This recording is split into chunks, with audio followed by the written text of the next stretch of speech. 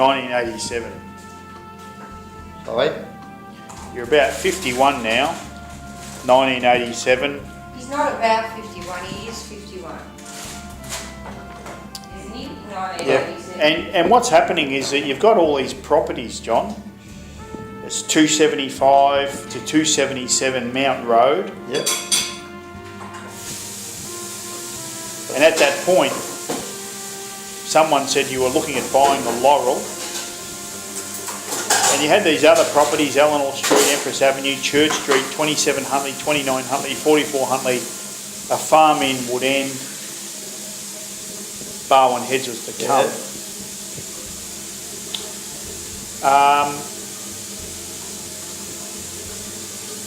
Yeah, Barwon Heads. So, what was your thinking there? Do you have any recollection of your thinking? You're acquiring all these properties.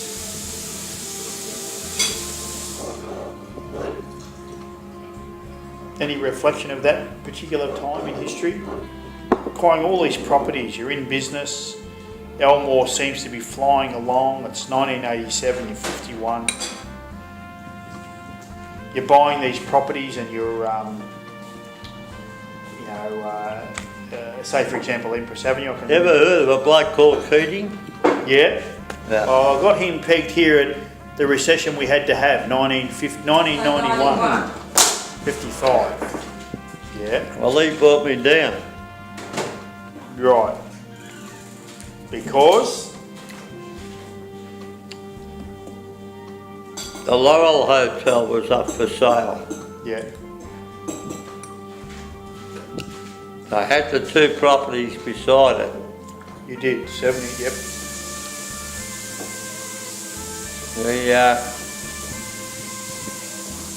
We had access at the back. Yeah. And so I said, how if we... And that was $780,000. For the Laurel? Yeah. Right. So I said, now if we buy that, we've got the three in a row. We've got the lane at the back way, so that come access from the next street. Yes. And that. And if we own that property, continue the lane into the next street, which will then you can drive straight through, and build a drive-in, take away food thing. Yeah. But it was staring you in the face. Yeah. So $780,000. So I go to the bank. I said, here's the story. I need 780. You know my situation. So I've got to buy this, and this is what I want to do with it. Yeah. Oh, right. Of course, you don't know the rest of the story, do you? Firstly, all of a sudden we got a new bank manager. Coincidence. Yep. I'm waiting for answers.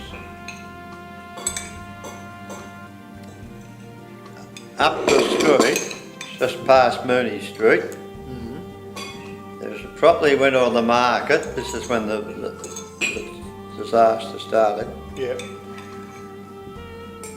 It was on the market, no figure, and it went to auction. It was only a double-storey, semi-detached thing, one step back from the street.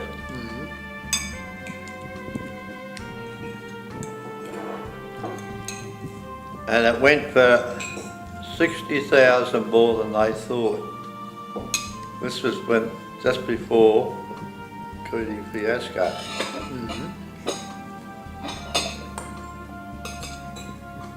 Comet Munn pulls the pub off the market.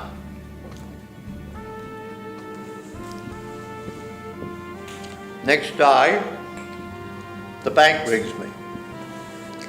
Said, you can have your money. I said,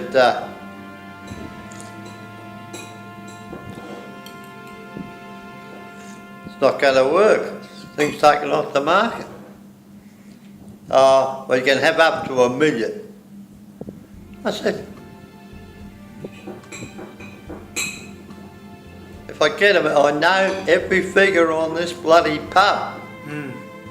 The secret figures and all that. Got the right contacts. I said, give me $1 million, I can't pay it. It's impossible. It's just not generating the money. Yeah. Yeah. And that's, I could have bought that, and when I first put him in submission, they said yes. I've been sweet. I've had those 3 properties then. I would have been able to have the drive-in bottle shop, which the whole thing, funding worked out pretty good. I had to get things like, say,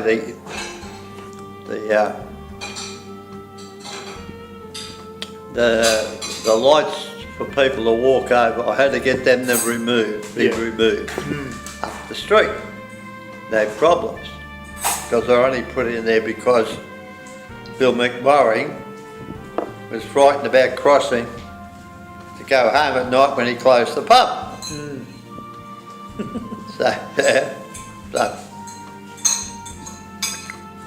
So anyhow, they come back, as I say, and said, well, you got $1 million. I said, mate, I know everything about that you'd never know.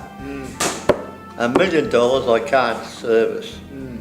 780 I can. So anyhow, so it's all over. Could you imagine if I'd had that? It'd be, well, like the people that got it anyhow, apparently he had plenty of money up in Matthews Avenue or somewhere, he had engineering works. Yeah. His wife wanted a pub. So Right. And they spent over $1 million on the pub. God. If I'd have got it,